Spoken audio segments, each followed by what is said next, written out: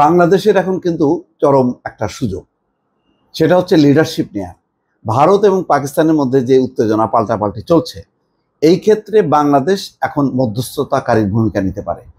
Saudi আরব, Iran অনেক দূরের দেশ, বাংলাদেশ কাছের দেশ। আর বাংলাদেশ যেহেতু বলছে এখন যে তারা সবার সাথে সমঝোতা এবং ভারসাম্যপূর্ণ সম্পর্ক রেখে চলবে, না একেবারে ভারতের দিকে ঝুঁকবে, না পাকিস্তানের দিকে ঝুঁকবে। তো এই অবস্থায় বাংলাদেশের এই সময় সবচেয়ে ভালো সুযোগ একটা লিডারশিপ নেওয়ার, এবং এই ক্ষেত্রে কিন্তু ডক্টর মোহাম্মদ ইউনূস নিতে পারে। জানি না ভারত এটা মানে সেটা গ্রহণ করবে কিনা। পাকিস্তানের সেই মানসিকতা আছে যে অ্যাকসেপ্ট করবে, ভারতের তো আবার বাপরে, সেটা মনে করবে যে আমাদের একটা পরাজয়। যাই হোক, কিন্তু পররাষ্ট্র উপদেষ্টা কিন্তু সেই ইঙ্গিতটা দিছে যে ভারত পাকিস্তান নিয়ে মধ্যস্থতা করতে বাংলাদেশ রাজি। দুই দেশ যদি চায় তাহলে বাংলাদেশ রাজি আছে, কিন্তু আগ বাড়ায় বাংলাদেশ কিছু বলবে না বা করতে চাইবে না। কেননা ওই যে ভারতের তো নাক উঁচু যে এই সময় ডক্টর মোহাম্মদ ইউনূসকে মানে লিডারশিপ দিবে। মানে হাসিনা যেমন অ্যালার্জি আছে ডক্টর মোহাম্মদ ইউনূসকে নিয়ে, মোদিরও তো কম নেই। তো সুতরাং এটা হবে কি হবে না, কিন্তু আমি বলছি যে এটা এখন একটা সবচেয়ে বড় সুযোগ যে বাংলাদেশ যে সত্যি নিরপেক্ষ, বাংলাদেশ যে কোনো দিকে বায়াস না।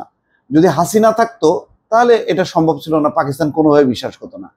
কেননা নরেন্দ্র মোদী আর শেখ হাসিনা এর মধ্যে কোনো পার্থক্য নেই, এরা হচ্ছে একই বংশ, একই জাত। কিন্তু এখন কেউ বলতে পারবে না যে ডক্টর মোহাম্মদ ইউনূস পাকিস্তানের জাত বা ওইদিকে ঝুঁকে পড়ছে। সে বারবার বলছে যে আমরা সবার সাথে ভাই ভারসাম্যপূর্ণ সম্পর্ক রাখবো। এই জন্য পাকিস্তানের সাথে যে মৃত সম্পর্কটাকে আবার জীবন্ত করার কাজ করতেছে। এখানে যে খবরটা আসছে যে মধ্যস্থতা বা দ্বিপক্ষীয় আলাপ আলোচনা যেভাবেই হোক ভারত পাকিস্তানের মধ্যে উত্তেজনা প্রশমিত হোক, সেটা বাংলাদেশ চায় বলে জানিয়েছেন পররাষ্ট্র উপদেষ্টা মোহাম্মদ তৌহিদ হোসেন। একই সঙ্গে তিনি বলছেন এই মুহূর্তে আমাদের মধ্যস্থতার কোনো ভূমিকা নেওয়ার চেষ্টা করা উচিত নয়, আমরা আগ বাড়িয়ে কিছু করতে চাই না। পররাষ্ট্র মন্ত্রণালয়ে সাংবাদিকদের প্রশ্নের জবাবে তৌহিদ হোসেন এই কথা বলছেন। আমাদের অবস্থান খুব স্পষ্ট, আমরা জানি যে দক্ষিণ এশিয়ায় শান্তি চাই। দীর্ঘদিন ধরেই পাকিস্তান এবং ভারতের মধ্যে বিভিন্ন ইস্যুতে সংঘাতময় সম্পর্কের মধ্যে আছে।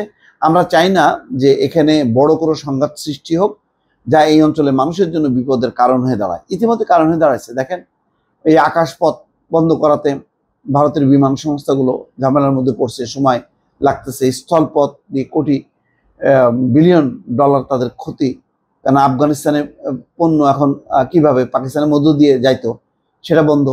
আবার পাকিস্তানের বড় বিপদ সিন্ধু নদের পানি আটকে দেয়া। তো এরকম একটা অবস্থার মধ্যে এটা আসলে শেষ পর্যন্ত ভিকটিম হয় মানে সাধারণ মানুষ, দুই দেশের সাধারণ মানুষ। এই দেখেন না, কিছু ছবি তো নিশ্চয়ই দেখলেন যে পাকিস্তানিদের আত্মীয় আছে ভারতে, ভারতীয়দের আত্মীয় আছে পাকিস্তানে। এখন দুই দেশ একেবারে ভিসা বাতিল করে বলছে যার যার দ্রুত দেশে ফিরে যাও। তো ফলে কেউ চিকিৎসায় ছিল, কেউ পড়াশোনায় ছিল, কেউ আত্মীয় স্বজনের মধ্যে ছিল, তারা দ্রুত বেগে চলে গেল। তো ক্ষতি তো আসলে মানুষের, তো সেই ক্ষতিটার কথাই উল্লেখ করছেন তৌহিদ হোসেন। আর বাংলাদেশের দিক থেকে বাংলাদেশ রেডি আছে, যদি ভারত পাকিস্তান চায় তাহলে মধ্যস্থতা করবে, এবং এটাই হচ্ছে বাংলাদেশের জন্য একেবারে নিরপেক্ষ থেকে লিডারশিপ নেওয়ার একটা উপযুক্ত সময়। দর্শক ভালো থাকবেন, আল্লাহ হাফেজ।